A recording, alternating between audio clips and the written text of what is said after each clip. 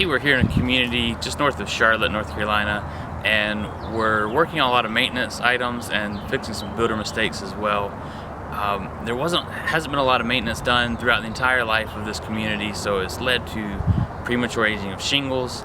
It's led to failures in flashing, leaks around pipes. So we're coming in one fell swoop, fixing all that.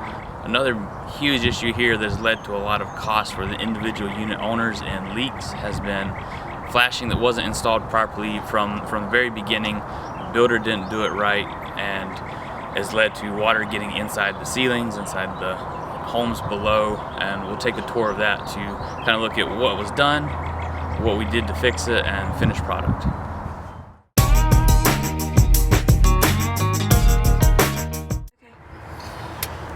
You can see here where when they initially installed this metal, it was not cut back into the brick at all.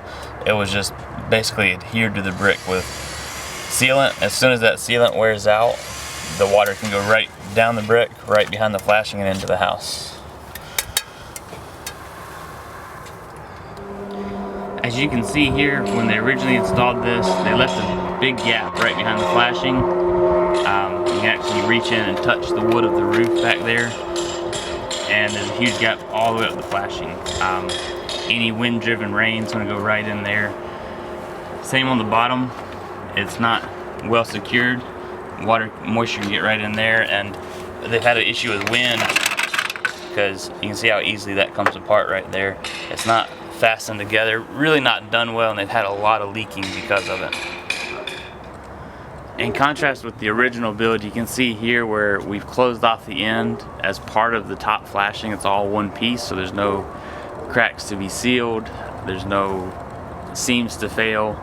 It's all together and bent back into the brick and sealed there. So even if the sealant begins to fail over 7, 8, 9 years, the water will still shed just because it's bent into the brick, and the water will naturally flow just right past it. You can see here a rusted nail head.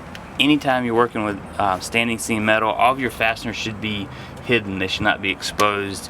Typically they will go on a nailing flange underneath, or a clip will be inside this rib. That way you don't have not only rust on the roof, but water can get in around that nail, leak into the deck of the roof, and rot it out. And once that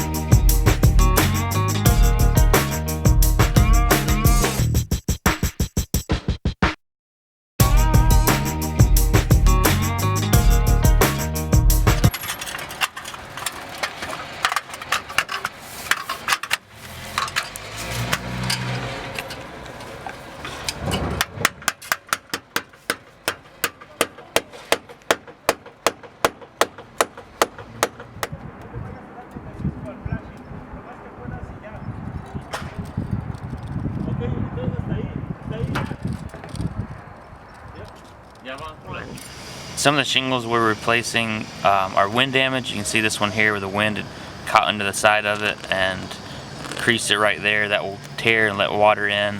Also, without it being ventilated properly, it's starting to blister and pop these little blisters, which it loses all the granules that shed water, and the water can actually soak right through. Here we're changing out the pipe flashing around the plumbing vents.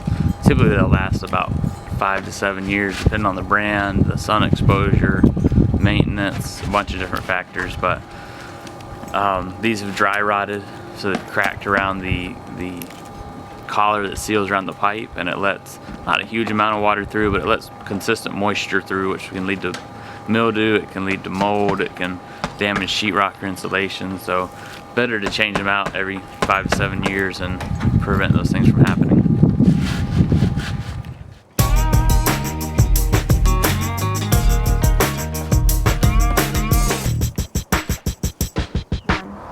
This community here is a great example of the damage that can be done if you don't maintain your roofs.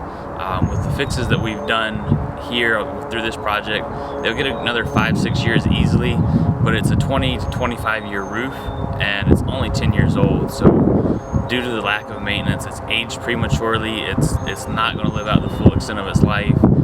We'll get several more years out of it, but definitely not living up to what it could have if proper maintenance was done.